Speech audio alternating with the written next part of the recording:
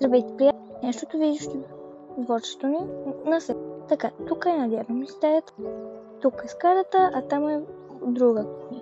Тук нагоре за стая и е на втория етаж. Тук са кокошките, кучетата, сега. Тук има две маси, тук е едната, другата кухня, нали? Сега ще покажа. Ето, ако не съм ви снимала, но тук е дворчето, нататък е градината, на дясно, да, едно нататъка.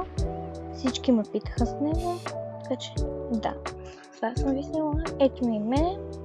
Мога, ако иска да намеря правилното на моята къща, това е на село при баба ми. Много е красиво. На светло мога да ви покажа някой път. И да се разходя, защото вече е тъмно и се сетих да го направя. Много е красиво. Има нататък някои неща, но да.